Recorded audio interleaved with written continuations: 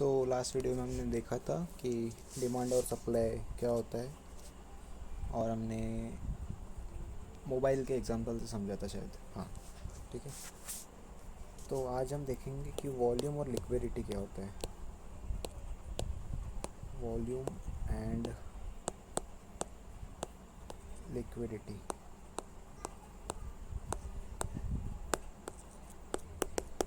Okay, पहले देखते हैं हम वॉल्यूम क्या होता है।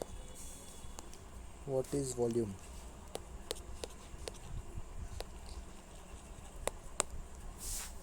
तो वॉल्यूम का मतलब आवाज़ तो होता ही है, बट ट्रेडिंग में वॉल्यूम का मतलब होता है कि नंबर ऑफ यूनिट्स बॉट और सोल्ड। ठीक है। वॉल्यूम का मतलब होता है कि एक समय पे कितने नंबर ऑफ यूनिट्स खरीदे या बेचे गए। ठीक है। एग्जांपल से ही समझते हैं, ईजी हो जाता है थोड़ा समझना एग्जांपल से। कल हमने आईफोन का एग्जांपल देखा था, बट आज हम आईफोन का एग्जांपल नहीं, हम आज एप्पल का एग्जांपल लेते हैं। मान के चलो एक एप्पल है जिसका प्राइस है, खाने वाला एप्पल, ठीक है, मोबाइल वाला नहीं, 100 रुपये का एक एप्पल है, ठीक है। और फिर से डिमांड और सप्लाई को यहाँ पे हम यूज़ करेंगे। जैसे मैंने बोला था, अगर किसी भी चीज़ की डिमांड ज़्यादा होती है तो समझो इसकी डिमांड ज़्यादा है, एप्पल की डिमांड ज़्यादा है पर सप्लाई कम है। सप्लाई कम है, इसका इफेक्ट क्या पड़ेगा? प्राइस बढ़ेगा। Okay, price will increase. ये 100 का 105, 110, 115, ये कुछ भी हो सकता है, 100 के ऊपर कुछ भी हो सकता है। यहाँ पे हम देख रहे हैं कि एप्पल जो 100 रुपये का एक एप्पल है, इसकी डिमांड ज़्यादा है बट सप्लाई बहुत कम है। ठीक है। तो अब हमको पता चल गया कि इसका प्राइस बढ़ेगा क्योंकि ऑलरेडी इसकी सप्लाई कम है, डिमांड ज़्यादा है। सिंपल सा लॉजिक है। अब वॉल्यूम का इसमें काम ये आता है कि ठीक है, अब मार्केट में 1000 एप्पल है, ठीक है, 1000 एप्पल्स, ठीक है।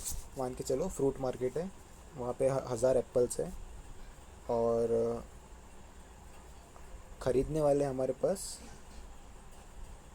2000 लोग हैं। मतलब मान के चलो एक एक एक पर्सन एक एप्पल ख़रीद रहा है, तो ख़रीदने वाले हमारे पास 2000 लोग हैं। अब क्या होगा? अब बाइंग सेलिंग चालू होगी। किसकी? एप्पल्स की। अब मान के चलो कि अब मुझे पता है कि प्राइस बढ़ेगा क्योंकि लिमिटेड सप्लाई है, और या फिर कम सप्लाई है और डिमांड बहुत ज़्यादा है। सप्लाई सिर्फ 1000 एप्पल्स का है और डिमांड है 2000 एप्पल्स की। ये 2000 एप्पल्स की डिमांड है, तो इसमें क्या, ये ज़्यादा है और सप्लाई कम है। इसके कंपैरिजन में कम ही है, 2000 के कंपैरिजन में 1000 कम है, ठीक है। तो अब इसका इफेक्ट पड़ेगा कि एप्पल का जो प्राइस है वो बढ़ेगा। अब एप्पल का प्राइस है 100 रुपये, ठीक है। अब मान के चलो ये 2000 लोगों में से 500 लोगों ने, या फिर 800 लोगों ने एप्पल बाय किया, ठीक है। कितने रुपए पे? 100 रुपये पे 800 लोगों ने बाय किया। अब जो बाकी 200 एप्पल रिमेनिंग है, ये जो 200 एप्पल बचे हैं, ये भी कोई ना कोई ख़रीद लेगा, ठीक है। अब लॉजिक समझो, ये जो 800 एप्पल लोगों ने बाय किए 100 रुपये के प्राइस पे, पर ये जो 200 एप्पल है ये मुझे 100 रुपये पे ही मिलेगा क्या? नहीं मिलेंगे। क्यों? क्योंकि जब 800 लोगों ने एक साथ एप्पल बाय किए तो ये 100 रुपये का प्राइस अब जा चुका होगा 110, ठीक है। तो अब ये जो 200 एप्पल्स रहेंगे, ये अगर मुझे ख़रीदना है तो मुझे ये प्राइस पे करना पड़ेगा, 110 रुपये। तो इसका मतलब क्या हुआ, यहाँ पे बाइंग वॉल्यूम ज़्यादा था, ख़रीदने का वॉल्यूम ज़्यादा था। ख़रीदने का वॉल्यूम मतलब number of units bought at a specific time which is called volume. 800 लोगों ने एक साथ एप्पल ख़रीद लिया 100 रुपये के प्राइस पे, तो इस केस में वॉल्यूम ज़्यादा हो गया। कौन सा वॉल्यूम ज़्यादा हो गया, बाइंग का वॉल्यूम ज़्यादा हो गया, इसलिए प्राइस 100 रुपये से बढ़ के 110 रुपये हो गया। ठीक है, अब इसका हम एग्जांपल लेते हैं कोई भी एक स्टॉक का। ठीक है, उससे तुमको और क्लियर हो जाएगा। ये एग्जांपल छोड़ दो, दूसरा एग्जांपल लेते हैं। मान के चलो एक स्टॉक है जो रिलायंस का है, रिलायंस का एक स्टॉक है, रिलायंस इंडस्ट्रीज़ का कोई स्टॉक है जो NSE में ट्रेड होता है। एंड रिलायंस इंडस्ट्रीज़ का स्टॉक जो है वो है ₹1500। ठीक है, और आज की डेट क्या थी, आज 16 जुलाई थी। तो अगर 16 जुलाई को रिलायंस इंडस्ट्रीज़ का ओवरऑल वॉल्यूम ज़्यादा था, बाइंग सेलिंग का छोड़ दो फिलहाल, अगर वॉल्यूम ज़्यादा था आज, तो इसका इफ़ेक्ट क्या पड़ता, प्राइस स्पीड पकड़ता।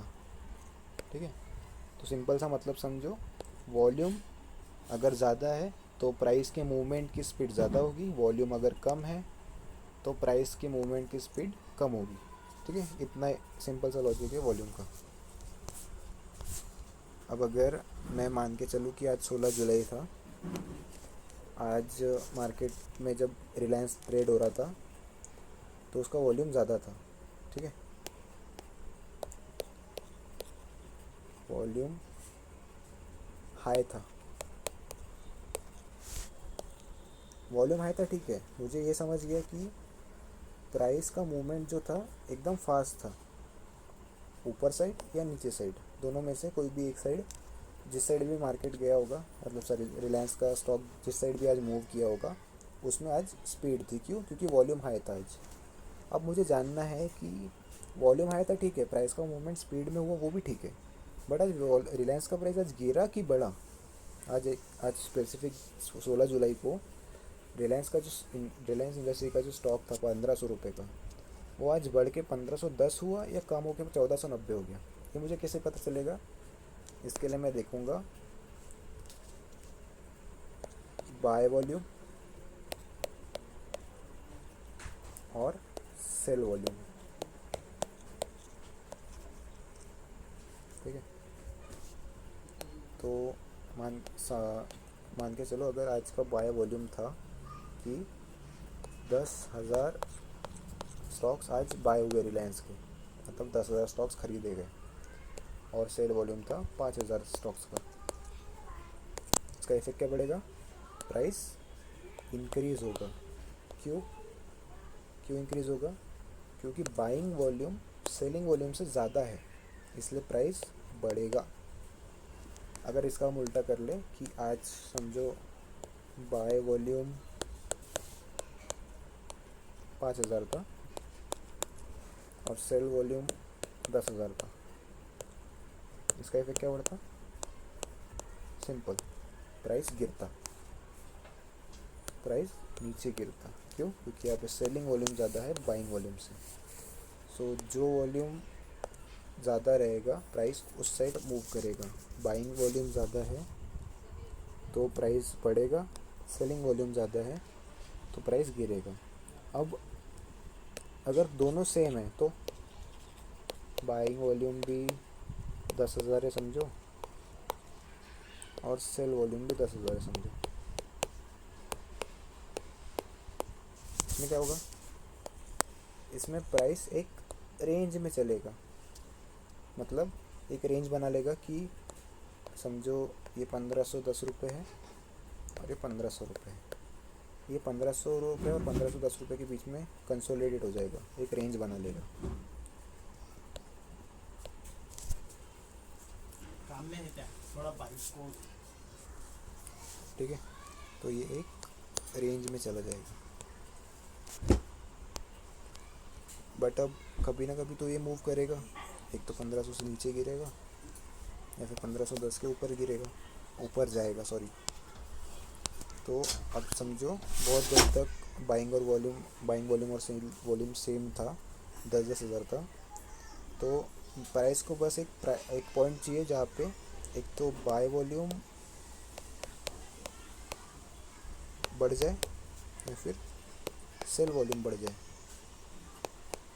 उसका इफेक्ट क्या पड़ेगा, प्राइस बहुत एक अग्रेसिव मूव देगा अपसाइड या down side depending on which volume is higher after consolidation. After this consolidation the price will aggressively increase or decrease depending on the volume which is higher। अगर buying volume एकदम बढ़ गया आखिरी में तो price बहुत बड़ा मूवमेंट देगा अपसाइड, और सेलिंग वॉल्यूम बढ़ गया तो बहुत बड़ा मूवमेंट देगा डाउन साइड। ठीक है। लिक्विडिटी क्या होता है,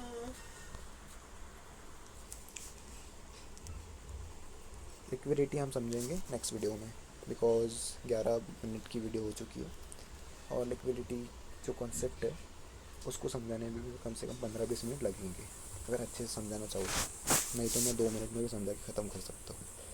but I want you to learn trading slowly. Okay, so next video liquidity. Till then, watch my other videos if you have not watched them, and okay.